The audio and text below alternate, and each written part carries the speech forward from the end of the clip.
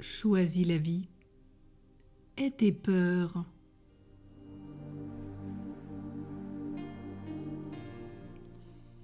Les peurs sont à l'origine de presque tous les conflits, les mal-être.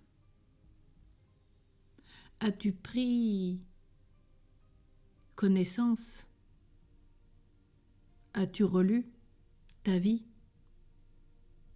Toutes les peurs que tu as encore aujourd'hui?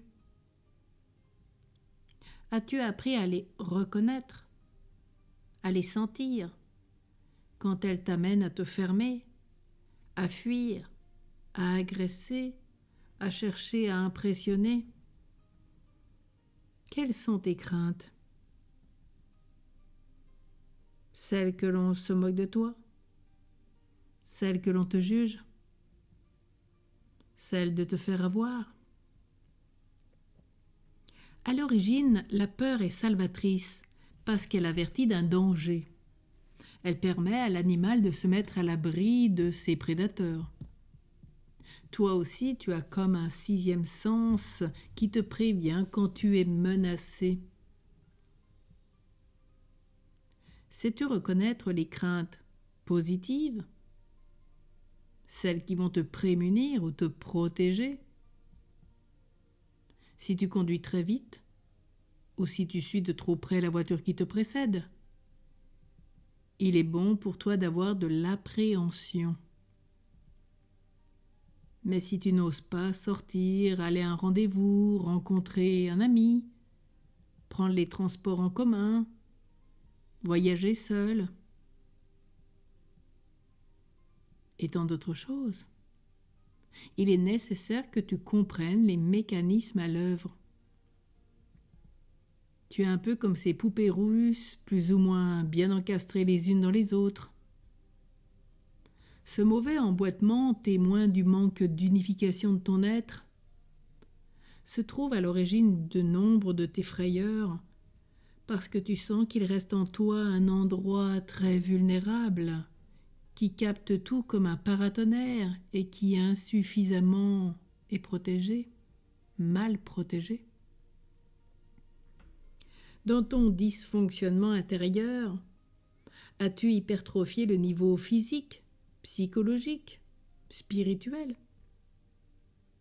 Si tu as privilégié le dernier, le spirituel, tu risques de ne plus mobiliser tes défenses protectrices en te déconnectant totalement de la réalité, ce qui n'est pas bon.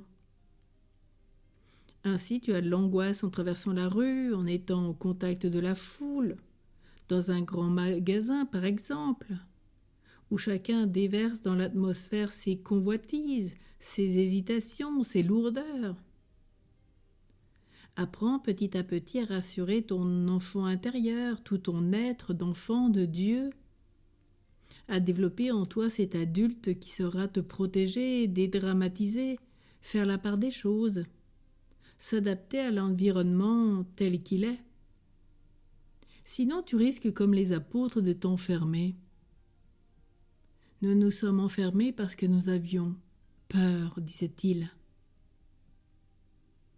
Et Jésus, dans sa résurrection, est venu les visiter au cœur de leur peur. Et même saint Thomas, qui n'était pas là la première fois, a vécu dans cette peur. Il ne croit pas que le Christ est ressuscité. Il lui faudra même à son doute, à tout son manque de foi. Et il a peur de voir son Sauveur. Il devra le toucher pour sortir de ses peurs, sortir de ses doutes, de ses angoisses. Et en le touchant, il vient à la foi, à la confiance, à l'abandon. Alors toi, aujourd'hui, dresse une liste de toutes tes peurs, offre-les à Dieu, brûle-les, confie cela à Dieu, prie l'Esprit Saint qui te fasse avancer et demande aux apôtres, et particulièrement à saint Thomas, de te faire grandir dans la confiance, l'abandon et le charisme de la foi.